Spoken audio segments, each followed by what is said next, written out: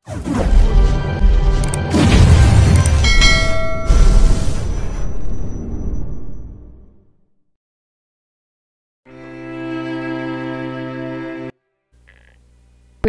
POV. Hi babe!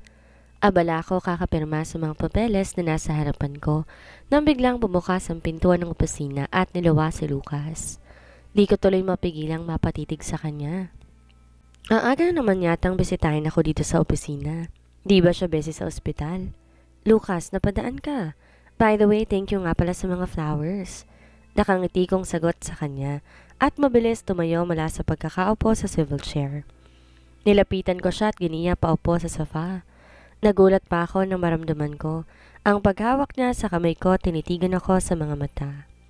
Kaagad ako nakaramdam ng matinding pagkailang, lalo na mapansin ko na may gustong ipahiwatig ang mga titig niya. Ilang saglit lang dahan-dahan nang bumababa ang mukha niya sa mukha ko. Sa gulat ko, kaagad akong napaiwas. Shocks! Balak niya pa yata kung halikan sa pisngi or sa lips, pero di ko kaya magkunwari sa harapan niya. Di pa ako ready magpahalik sa kanya kahit sa pisngi lang. Naiilang pa rin kasi talaga ako eh. Kahit na may relasyon kaming dalawa, hindi ko pa rin kaya. Ewan ko ba? Siguro dahil wala naman talaga ako nararamdaman na kahit ano para sa kanya. Hindi ko siya mahal at kaya ko lang siya sinagot dahil gusto kong ibaling buong atensyon ko sa kanya. Gusto ko tuluyang iwaglit sa puso't isipan ko si Hercules sa pamamagitan niya. Alam ko unfair to kay Lucas, pero ano nga bang tama? Naka-oo na ako sa kanya at mas mangsamang tingnan kung babawiin ko agad-agad. Sorry, kaagad nasambit ko sa kanya nang makabawi sa pagkagulat. Napansin ko ang pagkadismaya na kaagad kumuhit sa mukha niya, kaya di ko napigilang makaramdam ng guilt. I understand. Alam kong naninibago ka pa rin pero pasasaan ba at masasanay ka rin? Nakangiti niyang sagot sa akin. Napadaan ka? May kailangan ka ba? Tanong ko sa kanya para may mapag-usapan lang. Hindi ko alam kung tama ba itong naging desisyon kong sagutin siya. Para kasi talaga akong naiilang sa kanya eh. Di ako komportable sa presensya niya. Bigla ako kasing na-miss ang girlfriend ko kaya dumaan ako. Nakangiti niyang sagot sabay upo sa sofa. Tinapik niya pa ang katabing sofa palatandaan na gusto niya akong paupuin sa tabi niya pero kagad akong umiling. Bagkus, muli ako nag-isip na magiging topic namin. Siya nga pala, nakasalubong mo ba si Gail? Kakagaling na lang dito kasi nasa opisina eh pero di ko maintindihan ng babaeng yun. Para may problema. Wika ko kay Lucas at naupo sa tapat na sofa. Napansin kong saglit siyang natigilan bago tumango. Yeah, nakita kami sa parking area. Hindi ko masyado napansin dahil nung lapitan ko siya, bigla na lang siyang umalis. Alam mo naman, di kami masyadong close nung kaibigan mo. Kaswal niyang sagot sa akin. Kagad akong napatango. Pagpasensyan mo na si Gail. Mahirap talagang ispilingin ng babaeng yun eh. By the way, birthday niya pala sa susunod na araw. Bala ko siyang sorpresahin para naman malaman niyang kahalagahan niya sa buhay ko. Nakangiting sagot ko kay Lucas. Napansin kong saglit na tigilan to bago tumango. Bakit? Ano bang mga paboritong pagkain ng kaibigan mo? Ako nang bahala mag-set up. Saan ba gaganapin ang party? Nakangiti niya namang tanong sa akin. Kaagad naman akong umiling. No need na, Lucas. Nakakahiya sa'yo. Ako nang bahala. Kaya ako lang naman sinabi sa'yo tungkol dito dahil gusto sana kitang isama sa kondo niya. Bahala ko rin isama mga bata para naman matuwa ang kaibigan ko. Nakangiti kong sagot sa kanya. It's okay, Bridget. Busy ka kaya ako nang bahala? Nakangiti niyang wika sabay tayo. Ilang saglit lang nagpaalam na rin naman siya kaya inabala ko na rin ang sarili ko sa trabaho. Nangako na si Lucas na siya nang bahala sa gagawing surprise namin kay Gail kaya wala na akong dapat isipin pa. Knowing Lucas hindi to pumapalya sa mga bagay na naipangako niya na sa akin. Mabilis na lumipas ang buong maghapon. Dahil wala naman masyadong trabaho dito sa opisina, nagpaalam na ako sa sekretary ko na si Yelena na mauuna na ako. Susunduin ko ang mga bata sa school nila at yayayain ko silang kumain sa labas. Bonding na rin namin tong mag-iina. Yun nga lang. Pagkarating ko ng school, naabutan ko na naman si Hercules, kausap ang mga anak ko. Kasama niya pa rin ang anak niyang si Alina na naka-school uniform na din. Pagkakita sa akin ng mga bata, kaagad silang lumapit sa akin. Malugod ko naman silang niyakap at isa-isa, hinalikan sa pisngi. Nakihalik na rin si Alina na labis kong kinatuwa. Mommy, nagaya nga pala si Tito Hercules na kakain tayo sa labas. Ayos lang po ba, Mommy? Nakangiting tanong sa akin ni Selida. Wala sa sariling napatitig ako kay Hercules na nooy nakangiting nakatingin din sa akin. Kung di lang dahil sa conflict sa pagitan naming dalawa, kay sarap sigurong buo kami. Sure, why not? Pero di tayo pa pwede magtagal sa labas ha? Nakangiti kong sagot. Kagad namang napatalon sa Selena at Alina sa tuwa. May kasama kang driver at mga bodyguards, diba? Sa kotse ko na lang tayo para sama-sama na lang tayo sa pupuntahan natin. Nakangiting pag-ayaya ni Hercules. Wala na akong choice kundi sumang-ayon na lang. Ayokong ako pa maging dahilan para masira ang tuwa na nararamdaman ng mga anak ko. Gusto ko maging fair sa kanila, lalo na ngayong pinag-iisipan ko kung paano ko ba sasabihin sa kanila ang katotohanan tungkol sa kanilang ama. Bala ko na kapag hulog na ang loob nila kay Hercules, tsaka ko sa kanila ipagtatapat ang totoo, para naman di na ako mahirapan pang ipaintindi sa kanila ang lahat-lahat. Sa isang sikat na mall kami dumiretso. Di nakaligtas sa paningin ko ang tuwa na nakarehistro sa mata ng anak ko habang kasama namin si Hercules. Nakahawak si Serena at Stel sa magkabilang kamay ni Hercules, samantalang hawak-hawak ko naman din si Alina. Ang bilis na hulog ang loob sa akin ng batang to. Mabuti na lang di nagmana ugali niya sa kanyang ina na si Rodora. Kung titingnan para kaming isang masayang pamilya kasamang mga anak namin, pero hindi eh. Nararamdaman ng puso ko na imposibleng mangyari kung anumang nais ng kalooban ko. Diretso kami sa isang mamahaling restaurant. Nagreklamo kasi si Selena na nagugutom na raw siya, kaya naman kaagad ding pinagbigyan ni Hercules. Sa totoo lang, di ko maintindihan si Hercules. Sa isang iglap, nagbagong ugali niya, lalo nung nalamang nagkaanak kami. Tapos na ang kung ano man na meron sa amin, at sasarilinin ko na lamang kung ano man ang nararamdaman ko sa kanya. Kesa naman balikan ko pa kung anumang masakit na nakaraan namin. Pagdating sa restaurant, kaagad ko nang in-order kung anumang paboritong pagkain ng mga anak ko.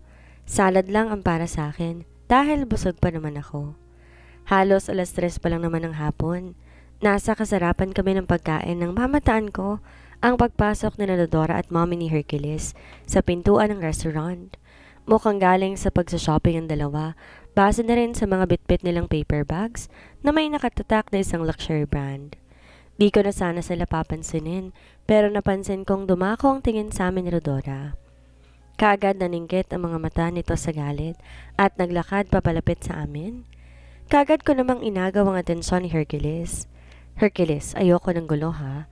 Alam mo na kung anong mangyayari kapag manggulo pa yung ka-live-in mo, pati na rin ng mommy mo. Nagbabanta akong bigkas. Napansin ko saglit tong natigilan habang puno ng pagtataka ang nababasa sa kanyang mukha. Sakto naman tuluyang nakalapit si Dora at Mrs. Susan Montblanc sa amin. Hercules, ano to? Bakit kasama mong babaeng yan? Kaagad na bigkas ni Rodora, samantalang kitang-kita ko naman ang gulat sa mata ni Mrs. Montblanc habang nagpapalipat-lipat ng tingin kina Stella at Selena. Hindi siya marahil makapaniwala kung sino mga batang kasama ko ngayon. Rodora, pwede ba? Sa bahay na tayo mag-usap. Huwag mong guluhin ang pagkain ng mga bata. Mahinahon pero may pagbabanta sa boses ni Hercules habang sinasabi ang katagang iyon.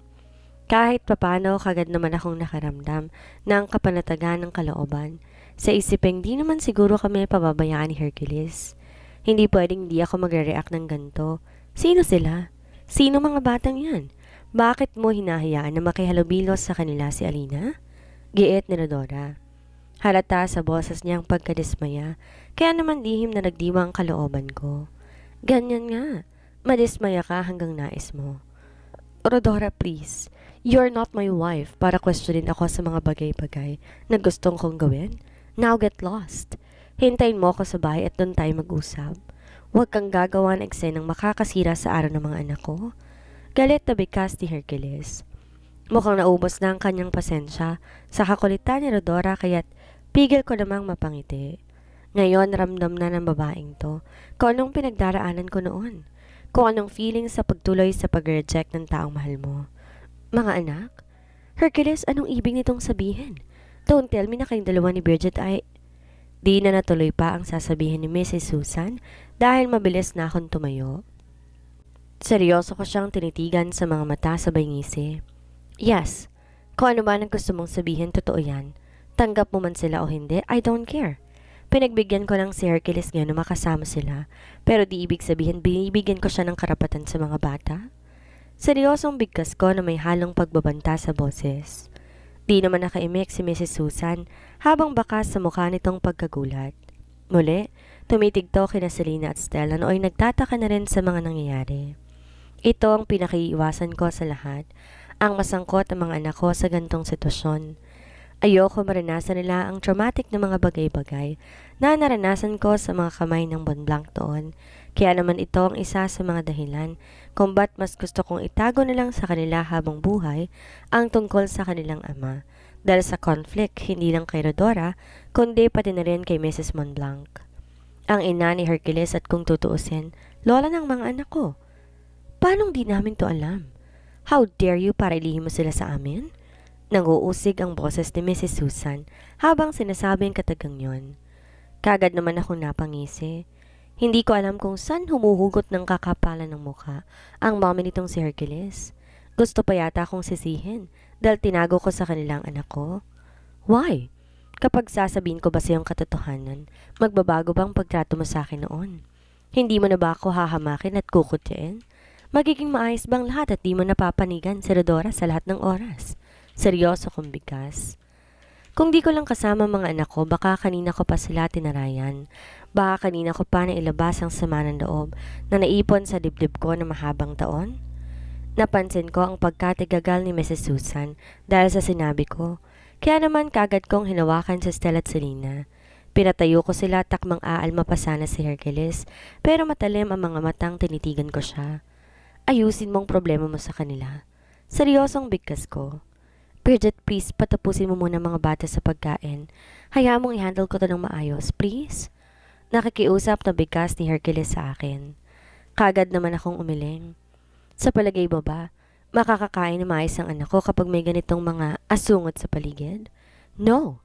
Ayusin mo lahat ng to, Hercules, para magkasundo tayo. Kapag may gantong eksenang palaging mangyayari sa paligid ng mga anak ko, huwag mo akong sisihin kung makapagdesisyon ako ng mga bagay-bagay na labag sa kalooban ko. Seryosong bigkas ko, bago ko baling ang tingin sa mga anak ko, na puno ng pagtatakang mababasa sa mga mukha nila. Let's go, babies.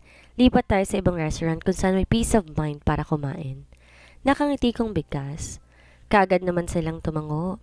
Mabuti na lang mababait tong mga anak ko. Kung anong sinasabi ko, sinusunod nila kaagad. Sa bagay, napalaki ko nga sila ng maayos kahit walang ama nila sa tabi namin. Alam kong naging mabuti akong ina sa kanila dahil kahit na gano'n ko kaabala, pilit kong binibigay ang atensyon na para sa kanila. Opo, mommy. I hate them. Sinira nilang pagkain natin. Ano ba yan? Bigkas naman na Selena. Napaka-prangka talaga nitong magsalita. Sinasabi niya talaga ako nung kanyang nakikita at naobserbahan. Tinitigan ko muna si Hercules bago ko nila ang dalawang bata paalis. Akbang hahabol pa sana si Rodora pero mabilis kong napansin. Hinawakan to sa braso ng galit na si Hercules. Tita Bridget, aalis na po kayo. Sama po ko. Natigil ako sa paghakbang nang biglang nagsalita si Alina. Nag-uumpisa tong maiyak kaya naman di ko mapigilang makaramdam ng awa sa kanya. Aalis na muna kami. Next time na lang kayo maglaro ni Stella at Selena. Nakangiti kong bigkas kay Alina. Napakabata niya pa para idamay ko siya sa galit sa pamilya niya, lalo na sa ina niyang si Rodora. Pagkatapos kong banggitin yon, hinila ako napalis sa mga anak ko, kasabay ng malakas na pag-iyak ni Alina.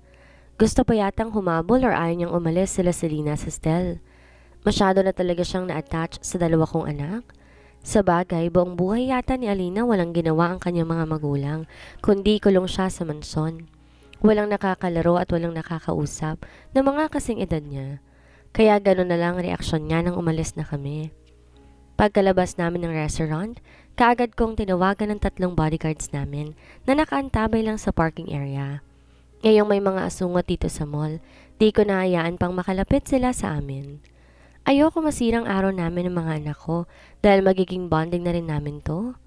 Lumipat lang kami sa kabilang restaurant at kaagad na umorder ng pagkain. Ilang saglit lang dumating na rin ang mga bodyguards ko. Sinabihan kong magbantay sila habang kumakain kami at huwag papayagan kahit sinong pang makalapit. Habang kumakain mula sa kinaroroonan namin, natanaw ko pa ang paglabas ni Hercules. Kargang umiiyak na si Alina habang nakasunod sa kanila si Rodora at Mrs. Susan.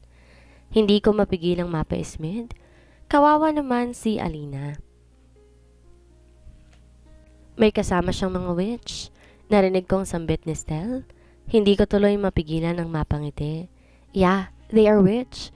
Kaya sa sunod na makita niyong dalawang babaeng yon, huwag niyong hahayaan na lumapit sila sa inyo. Nakangiting sagot ko naman.